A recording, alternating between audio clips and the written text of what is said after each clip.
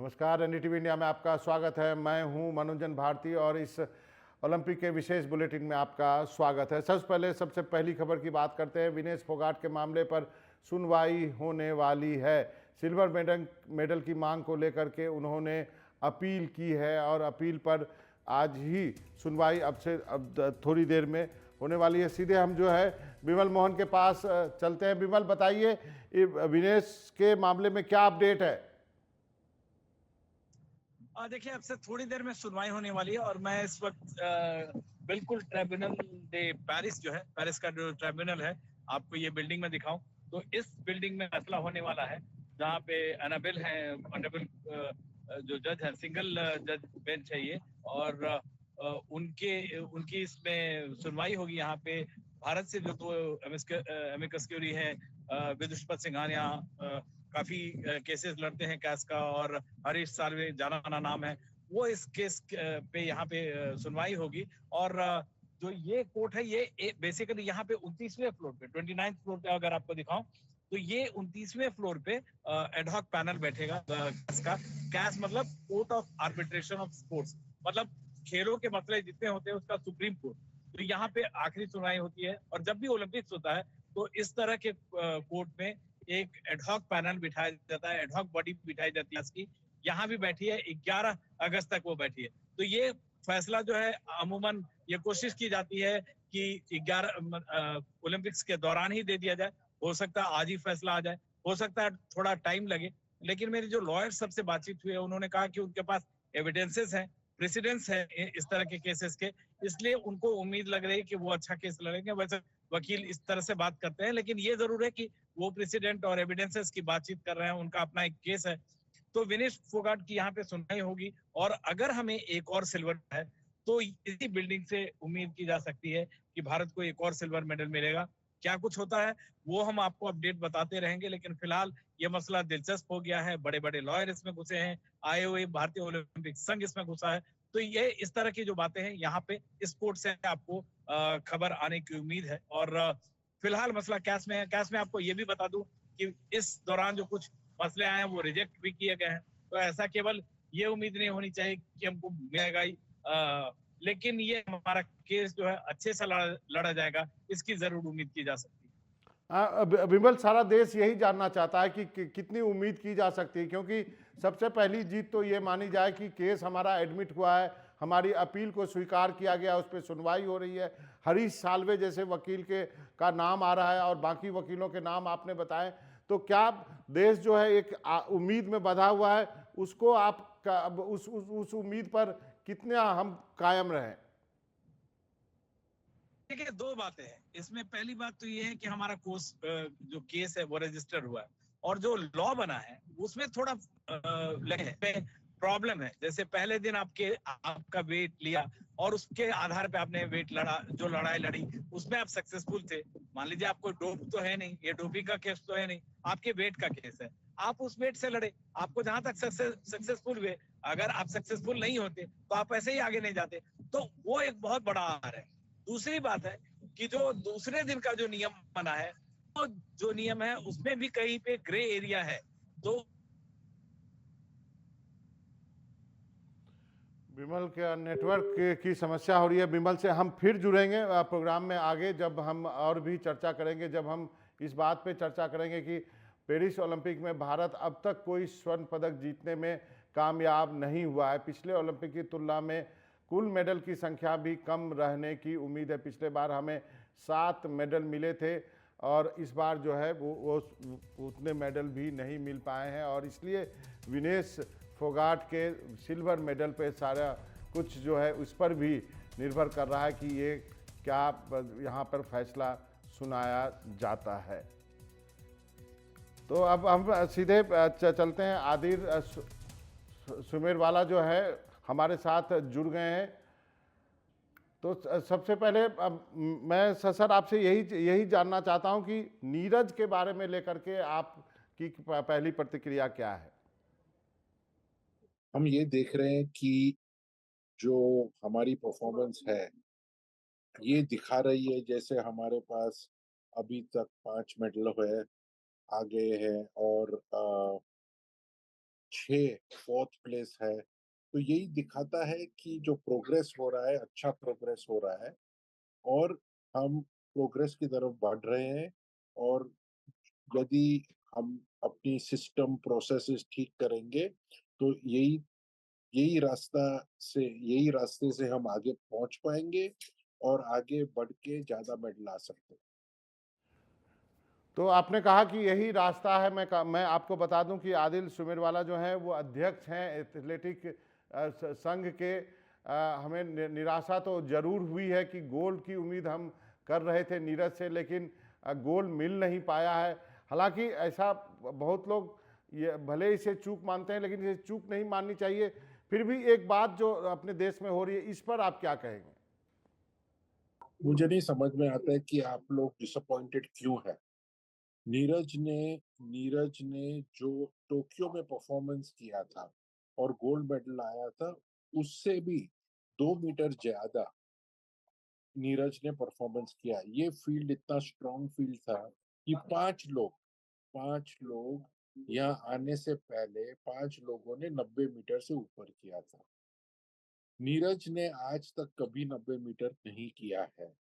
फिर भी इनको सबको पीछे करके यदि नीरज का सिल्वर मेडल आ सकता है तो बहुत बड़ी बात है।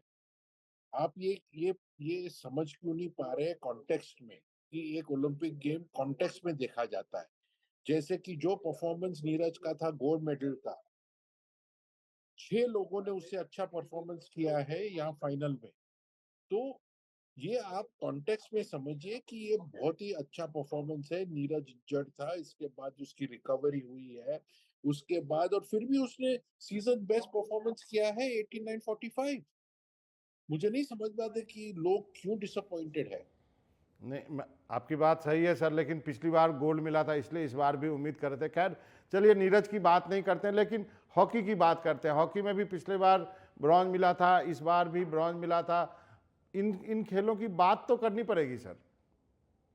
नहीं, देखो, हर कोई सोचता है मुझे गोल्ड मिलना चाहिए, हर कोई वही सोचता है। तो थोड़ी होता है, 200 कंट्री यहाँ है, ये ओलंपिक गेम है, लोगों को कॉन्टेक्स्ट ही नहीं समझ में आ रही है कि क्या है। आप ये देखो ना कि जो हमारे आज 4 5 6 मेडल है और 6 में फोर्थ प्लेस है, तो आप टोटल लगा दो। तो आप समझ नहीं पा रहे हैं। और परफॉर्मेंस देखो, एक एक इवेंट का परफॉर्मेंस देखो, परफॉर्मेंस पूरी वर्ल्ड में कितना आगे हो गया है। यदि मानू बाकर एक इतने हेयर डिस्टेंस से उसका एक मेडल एक पीछे हो गया, तो हो सकता है गोल्ड मेडल और मनु बाकर के बीच में एक हेयर का फर्क है। अब ये चलते रहेगा, ये लोग यही तो गलती करते हैं देश के लोग कि gold gold gold gold gold, medal medal medal. ये है ही नहीं। ये देखना है हम क्या प्रोसेस, हम कोई अमेरिका नहीं बन गए हैं कि जिस हमारे पास 100 मेडल है। हम तो यहाँ कोशिश कर रहे हैं कि मेडल आए। और आप देखो कि जो प्रोग्रेस हुई है, कितनी प्रोग्रेस हुई है। और ये प्रोग्रेस दिखता है कि वो 5 6 मेडल और 4, तो ये 12 14 मेडल कितना ही अच्छा है। तो ये आप प्लीज समझने की कोशिश करिए। और ये मेडल छोड़ दीजिए। आप प्रोग्रेस की बात करिए कि किसका परफॉर्मेंस कितना अच्छा है। जैसे साबले ने सीजन बेस्ट किया, रिले ने सीजन बेस्ट किया, पारुल ने सीजन बेस्ट किया। ठीक है, कोई थोड़े लड़कों ने नहीं किया, बच्चों ने नहीं किया, लेकिन इनका भी तो आप देखो ना। जब सीजन बेस्ट कर रहे खुद का, अभी दूसरे लोग और अच्छे हैं तो हम क्या कर सकते हैं उसका। नहीं, वो तो आप टाइम लगेगा कि वो लेवल में पहुंचने के लिए। नहीं, दिक्कत तो वही है ना सर कि कहीं हेयर से एक मेडल मिस हो जाता है, कहीं 100 ग्राम से एक मेडल मिस हो जाता है। विनेश के केस पर आप क्या कहेंगे? ये केस जो है, सबको पता होता है कि वेइन होता है, सबको पता है कि 2 वेइन होती है, रोज सुबह वेइन होती है। तो सबको पता है। विनीश खुद की पूरी टीम ले गए थे, गवर्नमेंट ने उनको पूरी टीम देती थी जो विलेज में रही है। उसके साथ उनके कोच है, उनके न्यूट्रिशनिस्ट है, उनके फिजियो है। लोग कंस्पिरेसी कंस्पिरेसी की बात कर रहे हैं। कौन सी कंस्पिरेसी की बात कर रहे हो आप लोग? कहाँ से कंस्पिरेसी होगी? मुझे नहीं समझ में आ रहा है ये जो कंस्पिरेसी की बात चला रहे हैं आप लोग, ये क्या कंस्पिरेसी है। उसकी ये पहली टाइम नहीं हुआ है। 2016 में रियो के पहले भी विनीश जी ओवरवेट हुई है, मुझे नहीं समझ में आ रहा है। तभी कंस्पिरेसी थी। अभी नहीं, न्याय क्या होता है? जो रूल है रूल है। यदि यदि रूल है तो रूल है, उसका न्याय की बात ही नहीं है यहाँ पे। न्याय क्या होता है? यदि आपने फाइट की और रेफरी ने आपको गलत दे दिया, आपको रेफरी ने गलत दे दिया बाउट, किसको और को दे दिया जो आपको देना था, उस पे न्याय होता है। यदि एक 100 मीटर की रेस है, उसमें आपने फाउल स्टार्ट कर लिया, उसमें क्या न्याय होगा? ये समझा दो मुझे। जैसे कि वर्ल्ड चैंपियनशिप में यूसेन बोल्ट डेगू में वर्ल्ड चैंपियनशिप में फाइनल में 5,000 ऑफ अ सेकंड से फाउल स्टार्ट कर दिया, बाहर हो गए। यदि यूसेन बोल्ट बाहर हो सकते हैं तो सब कोई बाहर हो सकता है। जो रूल होता है रूल होता है। तो ये आप सुन रहे थे जो प्रेसिडेंट है एथलेटिक फेडरेशन ऑफ इंडिया के, उनका अपना व्यू पॉइंट था, लेकिन सवाल पूछना हमारा काम है। और इन्हीं चीज़ों पे चर्चा करने के लिए हमारे साथ दो मेहमान हमारे साथ हैं। अशोक कुमार साहब हैं, पूर्व हॉकी खिलाड़ी, ओलंपियन, सब जानते हैं उन्हें। अमित खन्ना है, पूर्व एथलीट हैं। अशोक सर, आपका बहुत बहुत शुक्रिया। अब से थोड़ी देर पहले मैं विवेक सागर से का इंटरव्यू कर रहा था और उसने आपकी बहुत तारीफ करी कि किस तरह आपने उस बच्चे को पिक किया। एक मैच देख रहे थे, आप वहाँ पे थे, और आज उसके पास 2-2 ब्रॉन्ज मेडल है। लेकिन हमारा सवाल है सर, अब जब ओलंपिक खत्म होने वाला है तो एक समीक्षा तो करनी पड़ेगी ना कि क्या हम इससे बेहतर कर सकते थे। सवाल क्या है? सवाल है क्या हम इससे बेहतर कर सकते थे? टोक्यो से भी कम है मेडल इस बार। आवाज नहीं जा रही है। हेलो सर, आवाज आ रही है? हाँ, आप आगे बीच में कॉल आ जी, गई। मैं आपसे ये कह रहा था कि अब से थोड़ी देर जी, पहले मैं- विवेक सागर से ठीक मेरी बात। बातचीत हो रही थी। उन्होंने आपके बारे में बहुत अच्छी बातें कही कि किस तरह से आपने उनको हाँ। पिक किया एक मैच के दौरान। अब यहाँ पे एक सवाल ये उठता है कि इस ओलंपिक, जो ये ओलंपिक खत्म होने को आया, क्या हम और बेहतर प्रदर्शन कर सकते थे? मेडल पिछले ओलंपिक से इस बार कम है। जी बिल्कुल ठीक है। और एक वही बड़ी निराशा सी लगती है जब इतने बड़े ओलंपिक में हमारा एक 117 बच्चों का, खिलाड़ियों का दल जाता है। और कहीं तो नहीं, एक दो जरूर हमारे मेडल मिस हुए जिनको हम कह सकते कि हमारे हाथ में थे और वो हमको नहीं मिले। बाकी तो हमारा प्रदर्शन खाली एक पार्टिसिपेट करने के लिए रहा जहां पर गए हैं। बैडमिंटन ने बड़ा अच्छा हमारे खिलाड़ियों ने खेल खेला है, और टेबल टेनिस लाजवाब, बहुत अच्छा। इसमें हमको मेडल मिलना चाहिए, जिसका अफसोस मुझे होता है। बैडमिंटन का मुझे अफसोस हो रहा है। रेसलिंग का विनेश फोगट का जो होना चाहिए था, वो एक टेक्निकली और एक गलती है जिसको हम सब स्वीकार करते हैं कि जो रूल्स है तो रूल्स है। तो उसमें तो सिर्फ सिवाय इसके कि हाँ वो मेडल हमारे हाथ से चला गया, बशर्ते कि उसमें क्या क्या कमी रही, कैसे वो वेट 100 ग्राम बढ़ गया। एक रात पहले की बात है और सब कुछ एहतियात रखते हैं, सब प्रिकॉशंस लेते हैं, बच्चे भी खिलाड़ी भी, उन्हें भी मालूम है डोप क्या होता है, ओवरवेट क्या होता है, सबको मालूम है। तो ये 2-3 मेडल्स हमारे हाथ के से चले गए। तो पिछले बार का जो हमारा टैली था 7 मेडल का, हम बमुश्किल शायद वहां तक ना पहुंच पाए अभी जी। तक का जो है। तो यही है कि bye her sports authority of India ने पूरी हेल्प करी है खिलाड़ियों के लिए। कौन सा कोच चाहिए, कहाँ ट्रेनिंग चाहिए, कितना आपका खर्चा है, सब कुछ करा है, सरकार ने करा है। लेकिन निराशा इसलिए कि खेलना खिलाड़ी को है जरूर। और उसको परफॉर्म करना है। और खिलाड़ी कोई मशीन नहीं है। जरूर। खिलाड़ी एक ऐसा, अब देखिए ना, पिछली बार उनका 79 था थ्रो, अभी 89 अपना जेवलिन का रहा। तो ये चीजें बढ़ती हैं और जितने रिकॉर्ड लगते हैं ओलंपिक्स में, वर्ल्ड कप में, वो टूटने के लिए बनते हैं। नहीं, सही कहा सर, सही कहा सर। अशोक बिल्कुल सर, आपने टूटने के लिए की, बनते हैं। मैं आऊँगा, एक और सवाल है मेरे पास, उस पर भी आऊँगा। पहले अमित खन्ना भी हमारे साथ जुड़ गए। अमित, आप बताएं किस ढंग से हमको इम्प्रूव करना है? क्या आपको लगता है 7 ऐसे मेडल जो है वो 4th पोजीशन पे आने की वजह से चूक गए? देखिए, मैं कहूंगा कि एक एथलीट को अपनी नर्व्स को मेंटेन करके चलना चाहिए। लक्ष्य Sen was ahead game, 3 game points थे लक्ष्य सेन के पास ब्रॉन्ज मेडल मैच में। तो डेफिनेटली यंग बच्चा है, एज थी। और जैसा कि हम जानते हैं कि सरकार जो है बेहतरीन कदम उठा रही है, टॉप्स की स्कीम बनाई हुई है सरकार ने। पिक यू अप बिल्कुल सही टाइम पे आपको स्कीम में डाल देते हैं और आपको जितनी भी फैसिलिटीज चाहिए वो मिल रही हैं। लेकिन अभी भी कुछ कमी ये है कि एक यंग एज के टैलेंट हंट की जरूरत है। अभी भी हम देखते हैं कि जितने भी स्पोर्ट्स में बच्चे आ रहे हैं वो 16-17 साल के बाद आ रहे हैं। We have to catch them young. उनको थोड़ा सा और जल्दी हम उनको उनको ढूंढें, करियर हंट करें, टैलेंट हंट करें और उनको थोड़ा सा जल्दी ढूंढें, ताकि हम उनको और टेक्निक अर्ली स्टेज पे, अर्ली स्टेज पे उनकी सेट कर सके। और आने वाले टाइम में हमें ये कदम जरूर उठाने होंगे। जी और एक बात जरूर कहना चाहूंगा, हम लोग सारे बात कर रहे हैं विनेश फोगाट की। सी डेफिनेटली हम लोगों ने, हमारी देश की बेटी ने एक मेडल खोया है, लेकिन हमें एक चीज समझनी पड़ेगी कि 53 केजीज में विनेश फोगाट कुश्ती किया करती थी। उन्होंने अपना वेट कम किया 50 केजीज कैटेगरी में, जिसका मतलब है 3 केजीज के पहलवान की शक्ति में बहुत फर्क हो जाता है। एक 53 केजीज का पहलवान और एक 50 किलो का पहलवान, उसके मसल्स की डेवलपमेंट, उसके पावर स्ट्रेंथ में बहुत फर्क हो जाएगा।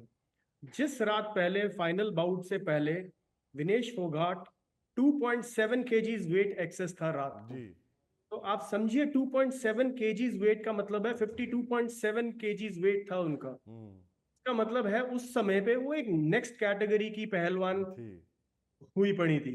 और एक 52 या 53 केजीज का पहलवान अगर 50 केजीज के पहलवान से लड़ेगा तो डेफिनेटली कोई कंपटीशन रह नहीं जाए। ठीक है। और इसीलिए वर्ल्ड रेसलिंग फेडरेशन ने ऐसे रूल्स बनाया कि हर बाउट से पहले, ताकि एथलीट्स, और उस रात को उनकी बॉडी से उनके बाल काटे गए, उनका नाखून काटे गए, उनका सारी रात सोने नहीं दिया, वर्कआउट कराया गया, उसके जी बाद ब्लड भी निकाला गया। तो जी आप समझिए कि मतलब this is life threatening for an athlete. और सही। मेडल इज इम्पोर्टेंट, लेकिन मेडल से ज्यादा इम्पोर्टेंट एक एथलीट की लाइफ है, जिसकी वजह से ऐसे कड़े रूल बनाए गए हैं ताकि एथलीट्स अपनी वेट कैटेगरी से नीचे सही ना आए। सही कहा अमित आपने। लेकिन सबसे बड़ा एक और सवाल है, अशोक सर आपसे ये जानना चाहते हैं, क्या जो बात अमित ने कही खासकर लक्ष्य सेन को लेकर के, और जो प्रकाश पादुकोणे भी कह चुके हैं, क्या अब मेंटल टफनेस के लिए एक अलग से कोच, डॉक्टर, मनोचिकित्सक, उसकी आवश्यकता पड़ रही है हमारे एथलीट को? आजकल के ट्रेनिंग पॉइंट में ये सब चीजें रखी जाती है, ये सब चीजें मुहैया कराई जाती है। माइंड लेवल, माइंड, दिमाग, nervous system, how to control it. और ये सिर्फ बैडमिंटन में नहीं है, वो नो डाउट बैडमिंटन एक ऐसा खेल है जिसका एक बार एक लयताल टूट गई तो वो खेल खत्म हो गया। टेनिस का वही खेल है, एक बार आपके दिमाग से और वो कहीं पॉइंट आ गया कि मुझे अब हारना है या मैं हार रहा हूँ या जीतू कैसे, तो आप हारना शुरू कर दोगे। तो यही हॉकी के अंदर है। मैं आपको 75 की बात बताता हूँ, जब गोल हुआ था, भारत ने किया था पाकिस्तान 17 में। अशोक जी से हमारा संपर्क टूटा। एक सब कंट्रोल किया। जी तो ये चीज एक आर्ट है, ये खिलाड़ी का आर्ट है। ये कोई सिखाने वाली चीज नहीं है। हाँ, समझने वाली चीज है। मुझे समझ में आना चाहिए कि मेरा ये चीज मैं उस वक्त क्या मुझे करना चाहिए, how to take long breath उसी ड्यूरेशन में, कि मेरा नर्व्स है वो ठीक हो जाए। तो ये सब चलिए। चीजें ऐसी हैं जिनको खिलाड़ी को समझाना चाहिए, उसके बाद उसको करना चाहिए, क्योंकि चलिए। ये चीजें बड़ी काउंट करती है। डेफिनेटली लक्ष्य सेन का जो है एक मेडल हमारे हाथ से गया, जिसका सबको अफसोस रहा है चलिए। कि इतने सारे पॉइंट उसके पास में, उसके बाद वो हारता है। तो ये चीज तो एक बड़ी कमजोरी में आ जाती है। चलिए अमित जी, एक जाते जाते क्या क्या इमीडिएट जो कदम उठाना चाहिए हमें अगले ओलंपिक्स के लिए? भाई साहब, मैं तो सिर्फ ये कहना चाहूंगा कि आप मेरे को ये बताइए कि दिल्ली के कितने स्कूलों में हॉकी खेली जा रही है, सही बात या है। हिंदुस्तान के कितने। आज हॉकी खत्म हो गई है ग्राउंडों से, सिर्फ लिमिटेड बन गई है, लिमिटेड हो गई है। तो वो भी मैं कुछ एकेडमी चला रही है, कुछ सरकार चला रही, राज्य सरकारें चला रही है, पंजाब, हरियाणा, एमपी, यूपी। अगर ये हाथ खींच लें तो जी ये खत्म हो जाएगी। दिल्ली में है ही नहीं। जी अमित, मैं ये कहना चाहूंगा कि स्कूल लेवल से स्पोर्ट्समैन, पर्टिकुलर स्पोर्ट्स डेवलप हो जाए और देखिए, हम किसी भी बच्चे पे ब्रांड नहीं लगा सकते कि ये एथलीट बनेगा, ये हॉकी खेलेगा। जी उसके पास सारी फैसिलिटीज होनी चाहिए कि वो हॉकी खेलना चाहे तो हॉकी खेले। जी लेकिन आज अगर किसी बच्चे ने हॉकी खेलनी है तो उसको आसपास कहीं स्टेडियम में भी नहीं जाके सही कहा खेल आपने। सकता। तो सही ये सारी फैसिलिटीज हमें प्रोवाइड करानी पड़ेगी स्कूल लेवल से। सही कहा आपने। Level will be too late. School जी लेवल से आपने देखा होगा ओलंपिक्स में 16 साल के बच्चे रिप्रेजेंट कर रहे हैं और मेडल भी जीत रहे हैं। सही कहा तो आपने। 16 जीत साल रहे में 10 जीत रहे बोर्ड्स में रह जाते हैं। चलिए, तो आप उनका दोनों एटमॉस्फेयर, उनका आप दोनों का माफी सराउंडिंग, चाहता उनका हूँ। वहाँ रहना अशोक सहना अलग है, अशोक हमारा अलग है, हमारे बच्चों का अलग है। अशोक सर और अमित जी, आप दोनों का बहुत बहुत शुक्रिया। माफ़ी चाहता हूँ, आज इतना ही वक्त है। ये टॉपिक बहुत बड़ा है, इस पे किसी दिन और चर्चा करेंगे। आगे बढ़ते हैं। ओलंपिक में जेवलिन थ्रो में नीरज चोपड़ा ने शानदार प्रदर्शन किया है। नीरज ने सिल्वर मेडल अपने नाम किया। एनडीटीवी से एक्सक्लूसिव बातचीत में नीरज ने कहा, आज मेरा दिन नहीं था लेकिन मैं बहुत खुश हूँ। मैं चोट से बाहर निकला हूँ और फिर भी सिल्वर जीता है। सुनिए पूरी बातचीत।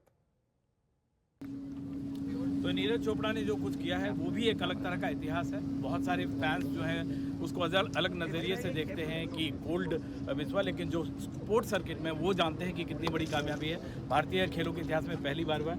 नीरज, ये प्रोसेस जो आप लगातार 4 साल से 6 साल से कंसिस्टेंट है, ये बहुत बड़ी कामयाबी है और टोक्यो से बड़ा मेजरमेंट लेंथ है ये। जी बिल्कुल, थ्रो टोक्यो से अच्छी है और कंपटीशन भी बहुत तगड़ा था। अर्शद ने बहुत अच्छी थ्रो लगाई है। लेकिन वही है कि अब काफ़ी टाइम से आप सभी को पता है कि मुझे वो इंजरी की थोड़ी प्रॉब्लम चल रही है, तो उस पर थोड़ा सोचना पड़ेगा, उस पर काम करना पड़ेगा। और अभी टाइम है एक डिसीजन लेने का, क्योंकि कंसिस्टेंसी ठीक है 88-89 तक, लेकिन आगे बढ़ना है अभी। तो उसके लिए सब ठीक करेंगे और फिर पर अच्छा फील होता है जब भी अपनी कंट्री के लिए जीतते हैं। और मुझे पता है सभी की उम्मीद थी, जो सभी ने सोचा था वो तो नहीं आ पाया, लेकिन मेडल है और अभी आगे और मेहनत करेंगे और अच्छा करेंगे। दूसरा सवाल कि 4 साल पहले भी मैंने आपका पहला इंटरव्यू जो किया था तो आपने बोला था कि जीतना अलग बात है, मैं उसको कंटिन्यू करना चाहता हूँ अगले में। ये विजन कैसे आया है पूरा, न सिर्फ आपका आया है और एशिया पावर हाउस आपने बना के दिखा दिया आपने नदीम। बिल्कुल, वही बात है जी, जो टोक्यो के बाद अपनी बात हुई थी कि अब क्या करना आगे, और मेरा वही जवाब था कि अभी तो शुरुआत ही हुई है, अभी और मेहनत करनी है। उसके बाद फिर 2 वर्ल्ड चैम्पियनशिप में मेडल हुए, डायमंड लीग और एशियन गेम्स, अभी आज ओलंपिक्स। तो जर्नी काफ़ी अच्छी रही है और जो भी सोचा था स्टार्ट।